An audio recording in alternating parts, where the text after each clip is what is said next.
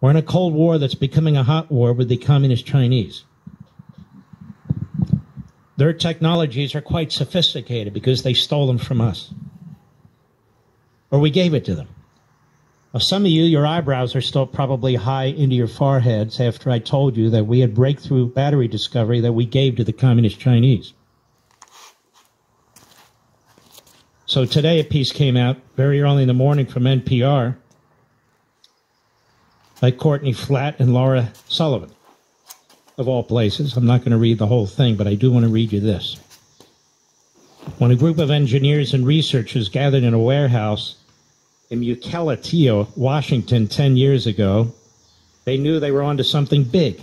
They scrounged up tables and chairs, cleared out space in the parking lot for experiments, and got to work.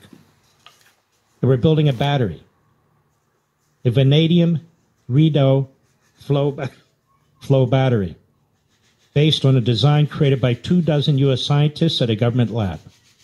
The batteries were about the size of a refrigerator, held enough energy to power a house, and could be used for decades. The engineers pictured people plunking them down next to their air conditioners, attaching solar panels to them, and everyone living happily ever after off the grid. It was beyond promise, said Chris Howard, one of the engineers who worked there for a U.S. company called Una Energy. We were seeing it functioning as designed, as expected. But that's not what happened. Instead of the batteries becoming the next great American success story, the warehouse is now shuttered and empty. All the employees who worked there were laid off. And more than 5,200 miles away, a Chinese company is hard working making the batteries in Dalian, China. The company didn't steal this technology. It was given to them by the U.S. Department of Energy. First in 2017 as part of a sublicense, and later in 2021 as part of a license transfer. That is, the entire technology was transferred to the Communist Chinese company in 2021.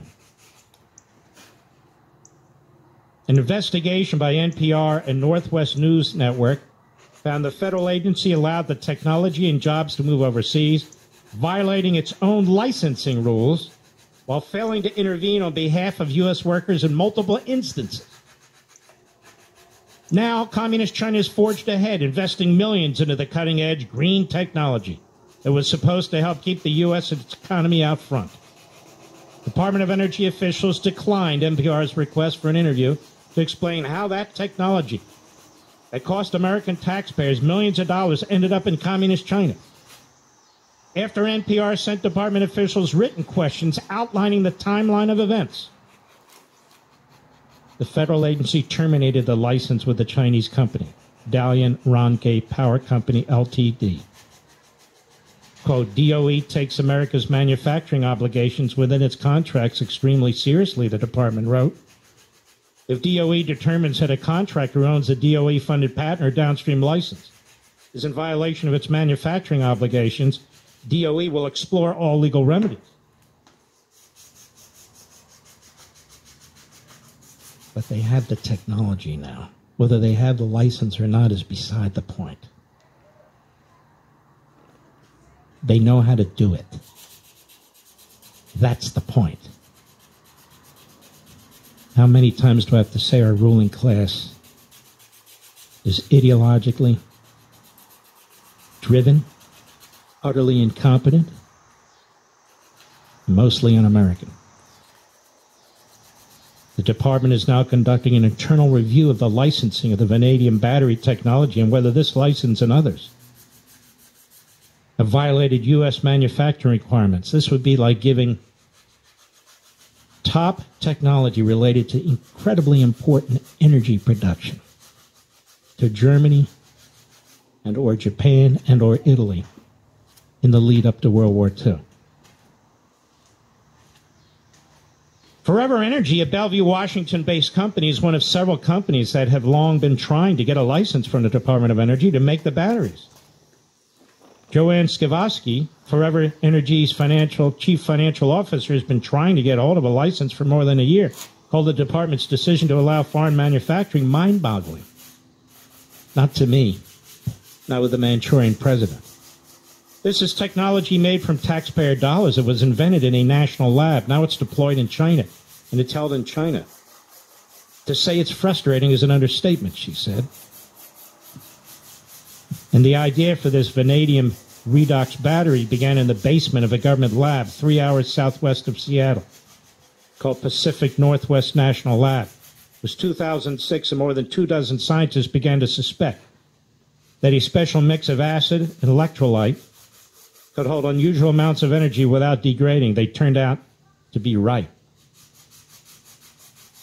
It took 6 years and more than 15 million taxpayer dollars for the scientists to uncover what they believed was the perfect vanadium battery recipe. Others had made similar batteries with vanadium, but this mix was twice as powerful and didn't appear to degrade the way cell phone batteries or even car batteries do. Can you imagine? The researchers found the batteries capable of charging and recharging for as long as 30 years. This is a game changer. Literally a game changer. And we gave it to the Communist Chinese, the Department of Energy. Gary Yang, the lead scientist on the project, said he was excited to see if he could make the batteries outside the lab. The lab encourages scientists to do just that in an effort to bring critical new technology into the marketplace. The lab and the U.S. government still hold the patents because U.S. taxpayers paid for the research. 2012, Yang applied to the Department of Energy for a license to manufacture and sell the batteries.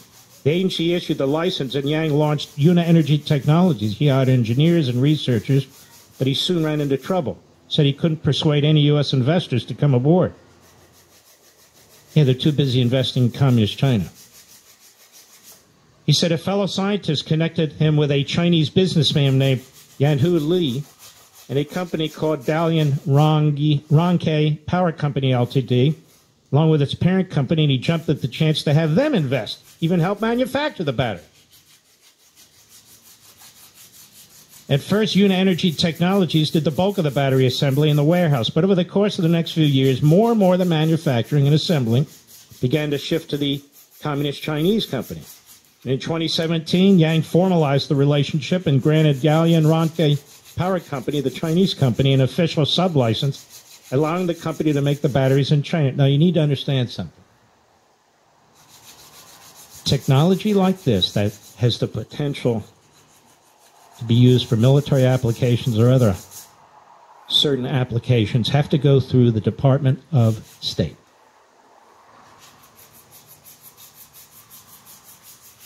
It's considered an export.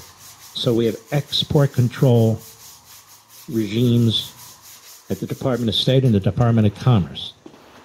The ones that involve enemies like China or adversaries need approval through the Department of State. The more routine or typical type technologies go through a lesser stringent process or a less stringent process at the Department of Commerce. This should never have happened, ever. Ever. And also, the original license requires him to sell a certain number of batteries in the U.S., and it says those batteries must be substantially manufactured here. But Yang failed to do that. And the ones that did so, including in one instance to the U.S. Navy, were made in China. Can you believe this? But Yang said in all those years, neither the lab nor the department questioned him or raised any issues. Then in 2019, Howard said, Una Energy Technology officials gathered all the engineers in a meeting room. He said supervisors told them they would have to work in China for the Chinese company for 4 months at a time. It was unclear, certainly to myself and other engineers, he said, what the plan was. Yang acknowledges he wanted his U.S. engineers to work in China, but he says it was because he thought the Chinese company could help teach them critical skills. Yang was born in China, but as a U.S. citizen, got his Ph.D. at the University of Connecticut, said he wanted to manufacture the entire battery in the U.S., but that the U.S. does not have the supply chain he required. He said China is more advanced when it comes to manufacturing and engineering utility-scale batteries. In this field, manufacturing and engineering, China's ahead of the U.S., Yang said. He said he didn't send the battery and engineers abroad to help China. What the hell did he think would happen? And why did the U.S. government approve it? But news reports at the time show the moves were helping China. The Chinese government launched several large demonstration projects and announced millions of dollars in funding for large-scale vanadium batteries. As battery work took off in China, Yang was facing more financial trouble in the U.S., so he made a decision that would again keep the technology from staying in the U.S. In 2021, Yang transferred the battery license to a European company based in the Netherlands. The company told NPR it initially planned to continue making the batteries in China and then would set up a factory in Germany, eventually hoping to manufacture in the U.S. Vanita's Power needed to manufacture batteries in Europe because the European Union has strict rules about where companies can manufacture products. But the U.S. has these types of rules too. Any transfer of U.S. government license requires U.S. government approval, as I've just pointed out, so that manufacturing doesn't move overseas. The U.S. has lost significant jobs. We've lost jobs. Even bigger, we lost technology. The department officials said they reviewed each transfer for compliance and said the new rules put in place last summer by the Biden administration will close loopholes and keep more manufacturing here. But 2021 was the Biden administration.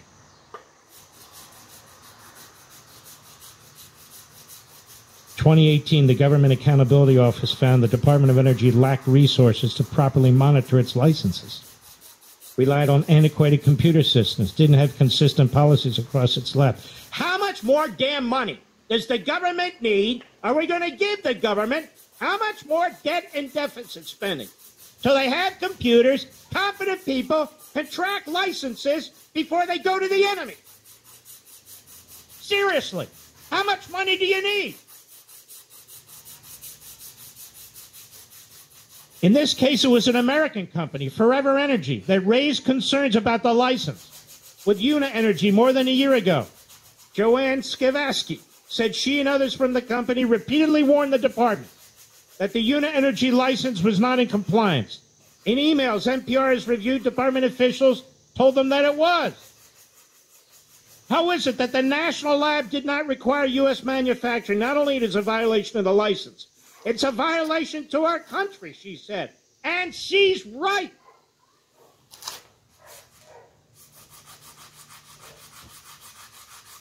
Unfriggin' believable. I'll be right back. Mark Levin.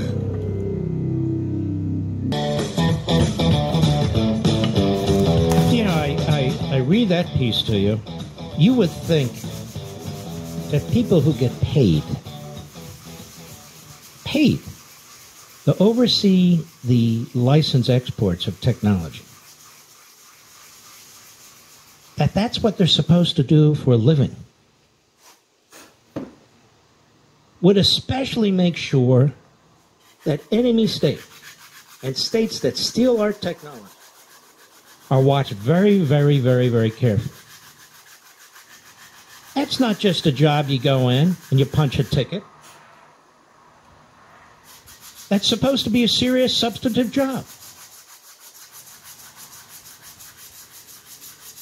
This company should be punished severely.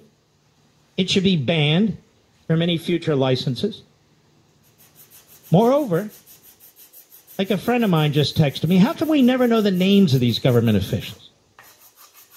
Who signed the dotted line and approved this? And are they still there? Is there ever any accountability for these monstrous failures? And then I look at defense spending. Where are the media? Why don't they look at the same damn charts I'm looking at? They talk about the amount of money we spend on defense. Why don't you talk about the percent of the gross domestic product? 3.74%? That's insufficient. The main job of the federal government is to protect us, our borders, our security. And they're spending far more on domestic spending and redistribution of wealth and entitlements than they are on their primary job. It's their primary job, ladies and gentlemen, because individuals can't do it. Towns and cities can't do it. States can't do it. The feds have to do it. This is the one area they have actual monopoly power, and they won't do it. They won't do it.